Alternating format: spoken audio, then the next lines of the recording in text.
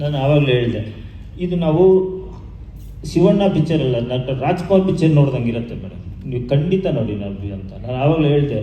ಆ ಸಂಭಾಷಣೆ ಇದೆಯಲ್ಲ, ಸಂಭಾಷಣೆ ಹೆಂಗಿದೆ ಅಂತ ಹೇಳಿದ್ರೆ ನಮ್ಗೆ ಖುಷಿ ಆಗುತ್ತೆ.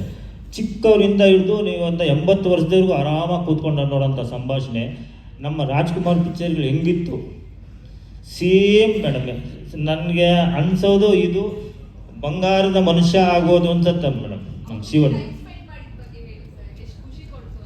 ಖುಷಿ. ನಾನು ಮೇಡಮ್ ನಾನು ಅವ್ರ ಫ್ಯಾನ್ಸ್ ಅಂತ ನಾನು ಹೇಳಿದ್ದೀನಿ. ಎಷ್ಟು ಖುಷಿ ಇರುತ್ತೆ ಮೇಡಮ್. ಅಲ್ಲಿ ಕೂತಿದ್ದೆ, ನಾನು ಸೈಡಲ್ಲಿ ಕೂತಿರ್ತೀನಿ, ನಾನು ನೋಡ್ತಾ ಇರ್ತೀನಿ, ಅಷ್ಟು ಖುಷಿ ಇರುತ್ತೆ ಮೇಡಮ್.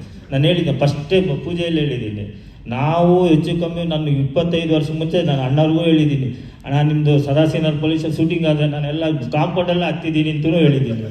ನಮ್ಮ ಫ್ಯಾನು ನನಗೇನು ಖುಷಿ ಅಂತ ಹೇಳಿದ್ರೆ ಅವ್ರು ನೋಡಿದ್ರೆ ಮತ್ತು ಸಾರ್ ಪಿಕ್ಚರ್ ನೋಡಿದ್ರೆ ನಾವೆಲ್ಲ ಇನ್ನು ಭಾವನೆಗಳು ಹೇಳ್ಬೇಕದು ಅಲ್ಲ. ಒಂದು 20 ವರ್ಷ ಹಿಂದೆ ಹೋಗಿ ಹೇಳಲ್ಲ ಅದು. ಅವಾಗ ಯಾವ ಪಿಕ್ಚರ್ ನೋಡಿದ್ರು ಇವ್ರ ಹತ್ರ ಇವ್ರ ಜೊತೆ ಒಂದು ಪಿಕ್ಚರ್ ಮಾಡಿದ್ರೆ ಹೆಂಗಿರುತ್ತೆ ಅಂತ. ನಮ್ಮ ಭಾಗ್ಯ ನೋಡಿ, ನಮ್ಮ ಭಾಗ್ಯ ಒಂದೇ ಪಿಕ್ಚರಲ್ಲಿ ಉಪ್ಪಿ ಸಾರು, ಶಿವಣ್ಣ ಸಾರು, ರಾಜ್ ಪಿ ಶೆಟ್ಟಿ ಸರ್ ಮಾಡಿರೋದು. ಇದು ನನಗೊಂಥರ ಯೋಗ ಇದ್ದಂಗೆ, ದೇವರ ಆಶೀರ್ವಾದ ಇದ್ದಂಗೆ, ಯಾರಿಗೂ ಸಿಗಲ್ಲ ಇದು.